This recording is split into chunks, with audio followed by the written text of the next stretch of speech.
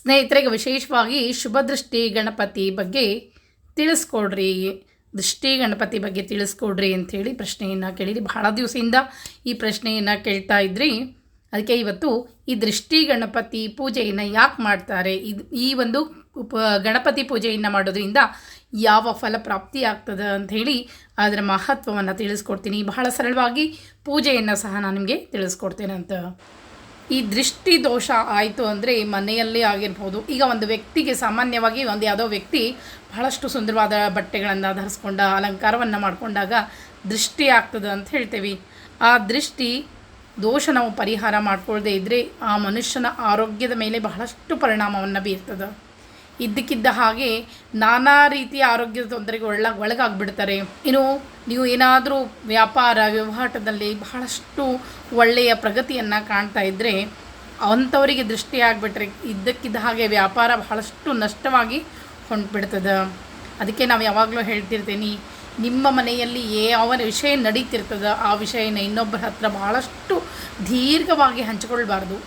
ಸಂತೋಷವನ್ನು ಕೇವಲ ಒಂದೇ ಲೈನನ್ನು ಹಚ್ಕೋಬೇಕು ಹೊತ್ತು ಇದ್ದದ್ದು ಮನೆಯಲ್ಲಿ ನಾವು ಏನೇನು ಕೆಲವೊಬ್ಬರು ಹೆಂಗಿರ್ತಾರಂದ್ರೆ ಎಲ್ಲ ವಿಷಯನ ಇನ್ನೊಬ್ಬರ ಮುಂದೆ ಹಂಚ್ಕೊಳ್ಳುವಂಥ ಒಂದು ಪರಿಪಾಠ ಇರ್ತದೆ.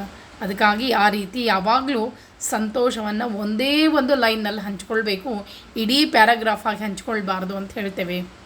ಯಾಕಂದರೆ ಎಲ್ಲರ ಕಣ್ಣು ಒಂದೇ ತರಹ ಇರುವುದಿಲ್ಲ.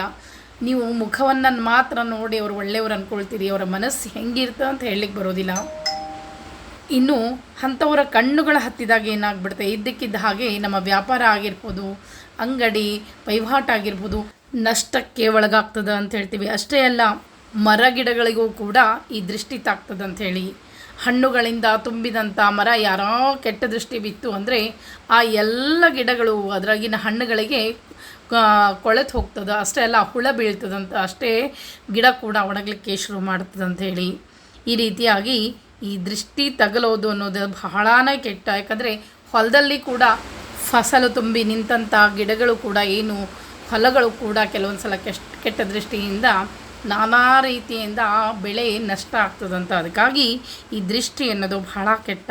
ಈ ದೃಷ್ಟಿ ದೋಷ ಹೆಂಗೆ ಬರ್ತದೆ ಅಂತಂದ್ರೆ, ಒಂದು ಮನುಷ್ಯ ಆತನ ಜಾತಕದಲ್ಲಿ ಸೂರ್ಯ ಬಲಿಷ್ಠನಾಗಿದ್ದಾಗ ಶನಿ ರಾಹು ಈ ಪಾಪಗ್ರಹಗಳ ದೃಷ್ಟಿ ಆ ಸೂರ್ಯನ ಮೇಲೆ ಬಿದ್ದಾಗ ಅಂಥವರಿಗೆ ಆತ್ಮಬಲ ಬಹಳ ಕಡಿಮೆ ಇರ್ತದೆ. ಯಾವಾಗಲೂ ಅವರು ಕೆಟ್ಟದ್ದನ್ನು ಯೋಚನೆ ಮಾಡ್ತಿದ್ದಾರೆ, ಇನ್ನೊಬ್ಬರಿಗೆ ಬಹಳ ಒಳ್ಳೆಯದಾಗಬಾರ್ದು. ಈ ರೀತಿಯಾಗಿ ಅವರ ಯೋಚನೆಗಳು ಏನಿರ್ತದಲ್ಲ, ಆ ಯೋಚಿಸುವಂಥ ಶಕ್ತಿ ಏನಿರ್ತದೆ ಅದರಲ್ಲಿ ದೋಷಗಳು ಕಂಡುಬರ್ತದೆ. ಅಂಥವರಿಗೆ ಅಸೂಯೆ ಭಾವನೆ ಹೆಚ್ಚಾಗ್ತದೆ ಅಂಥೇಳಿ. ಇನ್ನು ಕೆಲವರು ಕೆಟ್ಟ ಬಾಯಿ ಅಂತ ಹೇಳ್ತೀವಲ್ಲ, ಆ ರೀತಿಯೂ ಅಂದರೆ ಈ ಜಾತಕದಲ್ಲಿ ದ್ವಿತೀಯ ಭಾವದ ಮೇಲೆ ಶನಿ ಮತ್ತು ರಾಹು ಮಂಗಳ ದೃಷ್ಟಿ ಇದ್ದಾಗ, ಈ ರೀತಿ ಮಂಗಳ ಅಧಿಪತಿ ಆದಾಗ ಕೆಲವೊಂದು ಸಲ ಅಂಥವ್ರು ಕೆಟ್ಟದಾಗಿ ಏನಾದರೂ ಮಾತಾಡಿದರೆ ಅದು ಬೇಗನೆ ಫಲವನ್ನು ಕೊಡ್ತದೆ ಅಂಥೇಳಿ. ಯಾಕಂದರೆ ಅವರ ಬಾಯಿನೇ ಹಂಗೆ ಕೆಟ್ಟಿರ್ತದೆ ಅಂಥೇಳಿ. ಅದಕ್ಕಾಗಿ ಈ ರೀತಿ ನಿಮ್ಗೇನಾದರೂ ಅನ್ನಿಸ್ತಾ ಇದ್ದರೆ, ನಿಮಗೆ ಕೆಟ್ಟ ದೋಷಗಳು ಯಾರಿಂದಲೂ ಕೆಟ್ಟ ದೋಷಗಳು ಬರಬಾರ್ದು ಅನ್ನೋದಂದರೆ ಮನೆಯಲ್ಲಿ ಶುಭ ದೃಷ್ಟಿ ಗಣಪತಿ ಅಂಥೇಳಿ. ಇದು ಈಗ ಈ ಫೋಟೋ ಬಹಳ ಕಡೆ ಸಿಗ್ಲಿಕ್ಕತ್ತದೆ. ಇದು ನನಗೆ ಕೇಳಿದರು ಒಬ್ಬರು, ಈ ರೀತಿ ಗಣಪತಿಯನ್ನು ಯಾಕೆ ಪೂಜೆ ಮಾಡಬೇಕು, ಇದರ ವಿಶೇಷತೆ ಏನು ಅನ್ನೋದು ಹೇಳ್ತೀನಿ. ಗಣಪತಿಯ ಈಗ ನಾನು 108 ರೀತಿಯಲ್ಲಿ ಗಣಪತಿಯನ್ನು 108 ನಾಮಗಳಿಂದ ಕೂಡ ನಾವು ಅರ್ಚನೆಯನ್ನು ಮಾಡ್ತೇವೆ. ಈ ಶುಭ ದೃಷ್ಟಿ ಗಣಪತಿಯನ್ನು ನಾವು 33ನೇ ರೂಪ ಅಂಥೇಳಿ, ಗಣಪತಿಯ ರೂಪದಲ್ಲಿ 33ನೇ ರೂಪ ಅಂಥೇಳಿ ಈ ಗಣಪತಿಯನ್ನು ನಾವು ನೋಡೋದ್ರಿಂದ ಮನೆಯಲ್ಲಿ ಎಲ್ಲ ರೀತಿಯಿಂದ ಶುಭ ಆಗ್ತದೆ ಅಂಥೇಳಿ. ಈ ಗಣಪತಿಯಲ್ಲಿ ವಿಶೇಷವಾಗಿ ಕೆಲವು ಶಕ್ತಿ ಅದ. ಆ ಶಕ್ತಿಯನ್ನು ಒಂದೊಂದೇ ನಾನು ಹೇಳ್ತಾ ಹೋಗ್ತೀನಿ. ಎಷ್ಟು ವಿಶೇಷತೆ ಅದ ನೋಡಿರಿ. ಈ ಗಣಪತಿಯ ಹಣೆಯ ಮೇಲೆ 3ನೇ ಕಣ್ಣದ, ಅಂದರೆ ಶಿವನ ರೂಪ ಅಂತ ಹೇಳ್ತೀವಿ. ಹಣೆಯಲ್ಲಿ ಶಿವನ ರೂಪವನ್ನು ಧರಿಸ್ತಾನೆ. ಅವನ ವಾಹನ ಸಿಂಹ ಆಗ್ಯದ, ಅಲ್ಲಿ ದುರ್ಗೆ ವಾಸ ಇದೆ. ನಂತರ ಆತ ಕಮಲದಲ್ಲಿ ಸ್ಥಿತನಿದ್ದಾನೆ, ಕಮಲದಲ್ಲಿ ನಿಂತಾನ, ಅಲ್ಲಿ ಲಕ್ಷ್ಮೀ ವಾಸ ಬರ್ತದೆ.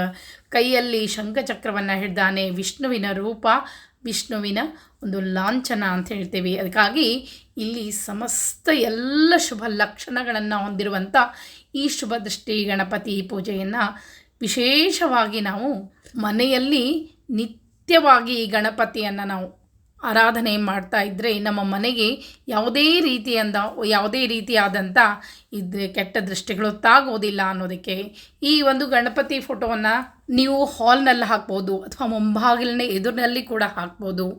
ಈ ದೃಷ್ಟಿ ಗಣಪತಿ ಸಕಲ ದೋಷ ನಿವಾರಕ, ಪೀಡನಾಶಕ ಅಂತ ಹೇಳ್ತೇವೆ. ಈ ಗಣಪತಿಯನ್ನು ನಾವು ವಿಶೇಷವಾಗಿ ಈ ಜಾಗೃತ ಸ್ವರೂಪದಲ್ಲಿರುವಂಥ ಗಣಪತಿಯನ್ನು ಅಗಸ್ತ್ಯ ಮುನಿಗಳು ಪೂಜೆಯನ್ನು ಮಾಡಿದ್ರಂತೆ. ಯಾವುದೇ ದೋಷಗಳು ಮನೆಯಲ್ಲಿರುವಂತಹ ದೃಷ್ಟಿ ದೋಷಗಳು ಅಥವಾ ಯಾರಿಗೆ ಆದಂಥ ದೋಷಗಳನ್ನು ಪರಿಹಾರ ಮಾಡುವಂಥ ಶಕ್ತಿ ಈ ಶುಭ ದೃಷ್ಟಿ ಗಣೇಶನಿಗಿದೆ ಅಂಥೇಳಿ. ಅದಕ್ಕಾಗಿ ಒಂದು ಶ್ಲೋಕ ಕೂಡ ಹೇಳ್ತಾರೆ, ಒಂದೇ ದೃಷ್ಟಿಂ ಗಣೇಶಂ ತ್ವಂ ದೃಷ್ಟಿದೋಷ ವಿನಾಯಕಂ ಸರ್ವ ಅಭಿಷ್ಟಪ್ರದಂ ದೇವಂ ಸರ್ವಮಂಗಳಕಾರಕಂ ಅಂಥೇಳಿ ಎಂತಹ ದೃಷ್ಟಿ ದೋಷವನ್ನು ಕೂಡ ನಿವಾರಿಸುವಂಥ ಈ ಶುಭ ದೃಷ್ಟಿ ಗಣೇಶನಿಗದ. ಮನೆಯಲ್ಲಿ ಯಾರು ಕೂಡ ಈ ಶುಭ ದೃಷ್ಟಿ ಗಣಪತಿ ಫೋಟೋವನ್ನು ಇಡ್ಬೋದು. ಇದು ಮೂರ್ತಿ ರೂಪದಲ್ಲಿ ಕೂಡ ದೊರೀತದ. ಇದನ್ನು ನೀವು ಇಟ್ಟು ಪೂಜೆಯನ್ನು ಸಹ ಮಾಡಬಹುದು ಮನೆಯಲ್ಲಿ. ಯಾಕಂದರೆ ಸರ್ವ ದೇವತೆಗಳನ್ನು ಇಲ್ಲಿ ನಾವು ಕಾಣಬಹುದಾಗಿದೆ. ಅದಕ್ಕಾಗಿ ನೀವು ಭಗವಂತ ಹೇಳ್ತಾನೆ ಭಗವದ್ಗೀತೆಯಲ್ಲಿ, ಯಾವ ರೀತಿಯಲ್ಲಿ ನೀನು ನನ್ನನ್ನು ಆರಾಧನೆ ಮಾಡ್ತೀಯೋ, ಯಾವ ರೂಪದಲ್ಲಿ ಆರಾಧನೆ ಮಾಡ್ತೀಯೋ ಅದೇ ರೀತಿಯಾಗಿ ನಾನು ನಿನಗೆ ಕಾಣಿಸ್ಕೊಳ್ತೀನಿ ಅಂಥೇಳಿ. ಅದಕ್ಕೆ ಗಣಪತಿಯಲ್ಲಿ ಎಲ್ಲ ರೀತಿಯ ಅವತಾರಗಳನ್ನು ನೋಡ್ಲಿಕ್ಕೆ ಸಿಗ್ತದೆ. ಈ ಗಣಪತಿ ಪೂಜೆ ವಿಶೇಷತೆ ಅಂತ ಏನಿಲ್ಲ. ಬೆಳಗ್ಗೆ ಎದ್ದು ಸ್ನಾನ ಮಾಡಿಕೊಂಡು ಈ ಫೋಟೋ ಸ್ವಚ್ಛ ಒರೆಸಿ ಒಂದು ಕುಂಕುಮದ ಬೊಟ್ಟು ಹಚ್ಚಿದರೆ ಸಾಕು, ಅಥವಾ ಸಿಂಧೂರವನ್ನು ಕೂಡ ಹಚ್ಚಿದರೆ ಸಾಕು. ಧೂಪ ದೀಪ ಮಾಡಿ ಏನು ನಿತ್ಯ ನೈವೇದ್ಯ ಮಾಡಬೇಕು ಅಂತ ಏನಿಲ್ಲ. ವಿಗ್ರಹ ರೂಪದಲ್ಲಿ ಇಟ್ಟಾಗ ಮಾತ್ರ ನಿತ್ಯ ನೈವೇದ್ಯವನ್ನು ಮಾಡಬೇಕು.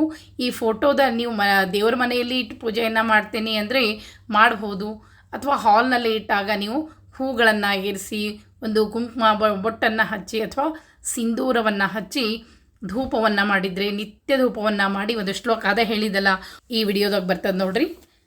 ಒಂದೇ ದೃಷ್ಟಿ ಗಣೇಶಂ ತ್ವಂ ದೃಷ್ಟಿದೋಷ ವಿನಾಶಕಂ ಸರ್ವ ಅಭಿಷ್ಟಪ್ರದಂ ದೇವಂ ಸರ್ವಮಂಗಳಕಾರಕಂ. ಇಷ್ಟಂದ್ರೆ ಸಾಕು. ನಿತ್ಯ ಈ ಗಣಪತಿ ಫೋಟೋವನ್ನು ನೋಡಿ ನಿತ್ಯ ಕೈ ಮುಗಿರಿ. ಈ ಗಣಪತಿ ಫೋಟೋ ಲಿಂಕು ಅದೇನೋ ಕೇಳಬೇಡ್ರಿ. ಯಾಕಂದರೆ ಈ ಗಣಪತಿ ಈಗಾಗಲೇ ಅಮೆಝಾನೋಗಿ ಸಿಗ್ತದಂತ, ಮತ್ತು ಫ್ಲಿಪ್ಕಾರ್ಟ್ನಲ್ಲಿ ಕೂಡ ಸಿಗ್ತದೆ, ಮೀಶೋನಲ್ಲೂ ಕೂಡ ಸಿಗ್ತದಂತ. ನಾನು ಈ ಗಣಪತಿ ಫೋಟೋ ಲಿಂಕ್ ಹಾಕ್ತೀನಿ ಅಂತೆಲ್ಲ ಏನೂ ಹೇಳೋದಿಲ್ಲ. ನೀವು ಆನ್ಲೈನಲ್ಲಿ ಹುಡುಕಿ ತೆಗೆದುಕೊಳ್ಬೋದು. ಈ ಗಣಪತಿ ಫೋಟೋ ತಗೋಬೇಕಾದ್ರೆ ವಿಶೇಷತೆ ಏನೇನು ಇರ್ತದೆ ಅನ್ನೋದು ಹೇಳ್ತೇನೆ ನೋಡ್ರಿ.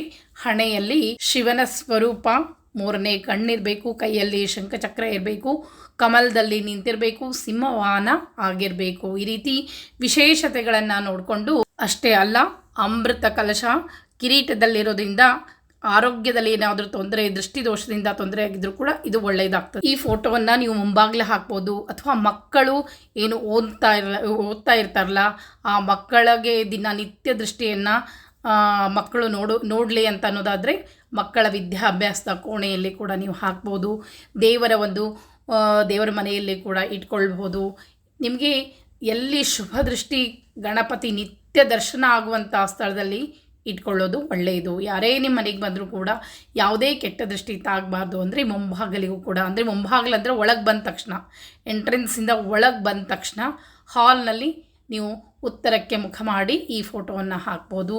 ಪೂರ್ವಕ್ಕೆ ಮುಖ ಮಾಡಿ ಫೋಟೋವನ್ನು ಹಾಕ್ಬೋದು. ಪಶ್ಚಿಮಕ್ಕೆ ಮುಖ ಮಾಡಿ ಹಾಕಬಾರ್ದು, ದಕ್ಷಿಣಕ್ಕೆ ಮುಖ ಮಾಡಿ ಹಾಕಬಾರ್ದು, ಮತ್ತು ನೈಋತ್ಯಕ್ಕೆ ಮುಖ ಮಾಡಿ ಹಾಕಬಾರ್ದು. ಅಷ್ಟೇ ಅಲ್ಲ, ವಾಯುವ್ಯಕ್ಕೂ ಕೂಡ ಹಾಕಬಾರ್ದು. ಇದು ಈ ಮುಖ, ಗಣಪತಿಯ ಮುಖ ಉತ್ತರ ಮುಖ ದಿಕ್ಕನ್ನು ನೋಡ್ತಿದ್ರೆ ಬಹಳಷ್ಟು ಒಳ್ಳೆಯದು. ಅಥವಾ ಜಾಗ ಇಲ್ಲ ಅಂದರೆ ಪೂರ್ವ ದಿಕ್ಕಕ್ಕೆ ಮುಖ ಮಾಡಿ ಹಾಕ್ಬೋದು. ಈ ಒಂದು ಗಣಪತಿ ನಿತ್ಯ ನೀವು ದರ್ಶನವನ್ನು ಮಾಡ್ತಾಯಿದ್ರೆ ಮನೆಯಲ್ಲಿ ಎಲ್ಲ ಕೆಟ್ಟ ದೃಷ್ಟಿಗಳನ್ನು ಪರಿಹಾರ ದೊರಕ್ತದೆ. ಈ ರೀತಿಯಾಗಿ ನಿಮ್ಮ ಪ್ರಶ್ನೆಗೆ ಉತ್ತರವನ್ನು ಕೊಟ್ಟೇನಿ. ಇನ್ನು ವಿಶೇಷದಿಂದಲೇ ಕೂಡ ನೀವು ಗಣಪತಿಗೆ ಗರಿಕೆಯನ್ನು ಏರಿಸಿ, ಹಾರವನ್ನು ಏರಿಸಿ, ಧೂಪ ದೀಪ ಮಾಡಿ, ನೈವೇದ್ಯ ಮಾಡಿ ಪೂಜೆಯನ್ನು ಮಾಡ್ಬೋದು. ಗಣೇಶ ಚೌತಿ ಆಗಿರ್ಬೋದು, ಮಂಗಳವಾರ ಆಗಿರ್ಬೋದು, ಈ ಸಂಕಷ್ಟ ಚತುರ್ಥಿ ಆಗಿರ್ಬೋದು. ಈ ರೀತಿ ದಿನದಲ್ಲಿ ವಿಶೇಷ ಪೂಜೆಯನ್ನು ಸಹ ನೀವು ಮಾಡ್ಬೋದು. ಎಲ್ಲದರ ಶುಭ ದೃಷ್ಟಿಯನ್ನು ಕೊಡುವಂಥ ಈ ಗಣಪತಿ ನಿಮ್ಮ ಸರ್ವ ಸಂಕಷ್ಟಗಳಿಂದ ದೂರ ಮಾಡ್ತಾನಂತ ಹೇಳ್ತಾ ಮತ್ತೆ ಮುಂದಿನ ವಿಡಿಯೋದಲ್ಲಿ ಸಿಗ್ತೀನಿ. ನಮಸ್ಕಾರ.